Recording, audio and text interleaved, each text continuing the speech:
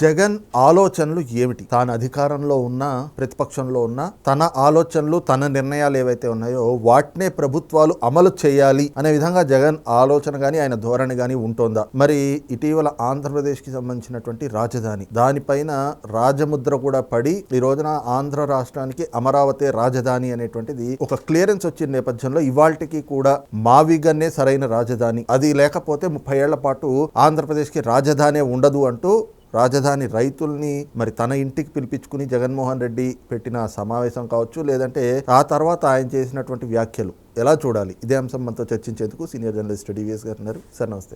నమస్తే సార్. అంటే రాజధాని రైతుల పైన ఒక ఇనుప కాలు మోపిన జగన్మోహన్ రెడ్డి, వాళ్ళకి నరకం చూపించిన జగన్మోహన్ రెడ్డి ఈ రోజున అదే రాజధాని రైతుల్ని తన ఇంటికి పిలిపించుకుని వాళ్ళతోటి మాకు భూములు ఇవ్వడం ఇష్టం లేదు అనే మాటలు చెప్పించి ఆ వీడియోల్ని సోషల్ మీడియాలో ప్రచారం చేసుకోవటం. అదే మీటింగ్లో ఆయన మాట్లాడుతూ మావిగన్ని ఈ ప్రభుత్వం యాక్సెప్ట్ చేయకపోతే 30 ఏళ్ల పాటు అసలు ఆంధ్ర రాష్ట్రానికి రాజధానే ఉండదు అనే వ్యాఖ్యలు చేయటం ఎలా చూడాలంటే ఆయన ఆలోచన ఎలా ఉందని అర్థం చేసుకోవాలి. ఫస్ట్ వచ్చింది రాజధాని రైతులు కాదు. జగన్మోహన్ రెడ్డి నిన్న మీటింగ్కి హాజరైన రైతులు భూములు ఇచ్చిన వాళ్ళు అంతకంటే కాదు. వాళ్ళేంటి భూములు ఇవ్వని రైతులు, అది కూడా ఆ ఉండవల్లి పెనుమాక ఆ ప్రాంతంలో కాదు రాజధాని ఉన్నది. ఇప్పుడు వీళ్ళు అనేది ఏంటి, ఆ వచ్చిన వాళ్ళందరూ కూడా ఒకే సామాజిక వర్గం, అది కూడా జగన్మోహన్ రెడ్డి సామాజిక వర్గానికి చెందిన వాళ్ళు. అంటే ఏ విధంగానూ రాజధాని నిర్మాణంలో భాగస్వాములు కాని వాళ్ళు, మొదటి నుంచి దాన్ని వ్యతిరేకిస్తున్న వాళ్ళు, ఆయన ఓట్ బ్యాంక్, ఆయన అనుచరులతో ఆయన సమావేశమయ్యాడు. అంటే వైఎస్ఆర్ కాంగ్రెస్ పార్టీ కార్యకర్తలతో జగన్మోహన్ రెడ్డి భేటీని ఏం బిల్డప్ ఇచ్చారు, ఏం ముసుగేశారు రాజధాని రైతుల కింద కాదా? వాళ్ళందరూ వైఎస్ఆర్ కాంగ్రెస్ పార్టీ కార్యకర్తలు, ప్రతి ఒక్కళ్ళకి ఉంది సభ్యత్వం. ప్రతి ఒక్కళ్ళు గత ఎన్నికల్లో, అంతకుముందు ఎన్నికల్లో జగన్మోహన్ రెడ్డి పాదయాత్రలో ఆయన వెంట నడిచిన వాళ్ళే వాళ్ళంతా కూడా, వచ్చిన వాళ్ళందరూ. ఇప్పుడు వాళ్ళు ఏదో అక్కడికి వచ్చేసి ఏంటి రకరకాలుగా మాది పొలంలో కంతకాలు తవ్వుతున్నారు, లేకపోతే మా పొలంలోకి నీళ్లు వదులుతున్నారు, జరిగినట్టుగా, వాళ్ళని ఏదో ఎవరో బెదిరిస్తున్నట్టుగా. అంటే ఏంటి అసలు ఫ్రస్ట్రేషన్?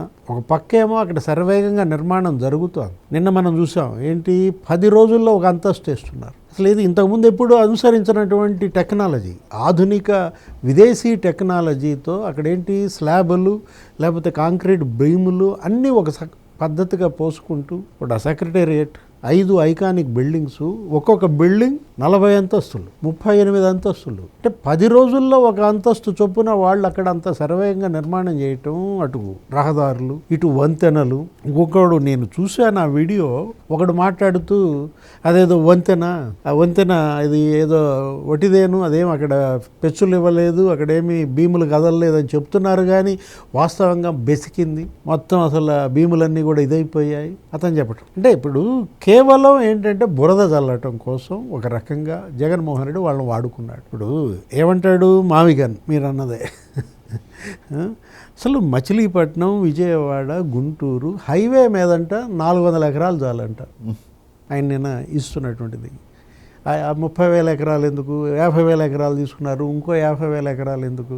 12 ఏళ్లుగా దానిపైన విషయం జిమ్ముతూనే ఉన్నారు. ఇప్పుడు రాష్ట్రం ఏర్పడింది, ఇప్పటికీ ఆంధ్రప్రదేశ్ అంటే ఒక అడ్రస్ లేని రాష్ట్రంగా కేంద్రం ఏదో ఇచ్చింది, చట్టబద్ధత కల్పించింది.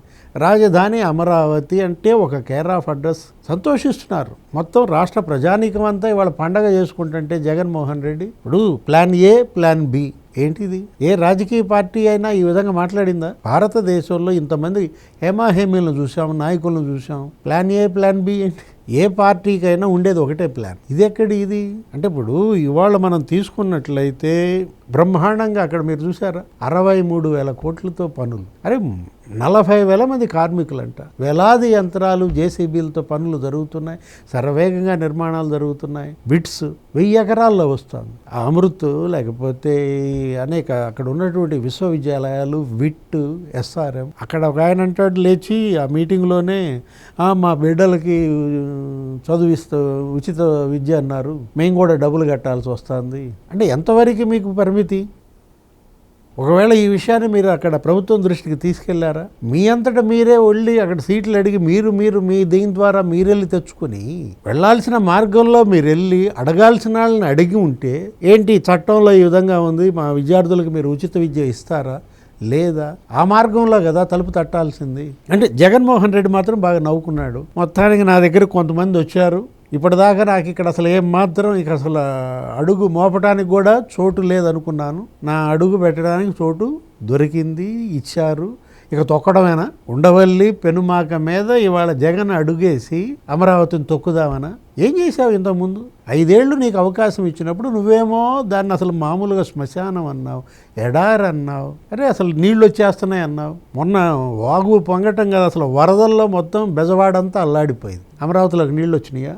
కరకట్ట పొంగి నీళ్ళేమైనా అవతలకు వచ్చినాయా? ఉండవల్లి మునిగిందా? పెనుమాక మునిగిందా? బెజవాడ మునిగినా ఈ ప్రాంతాలు బ్రహ్మాండంగా ఉన్నాయే. అదే ఏంటది ఆ వాగు? బుడమేర.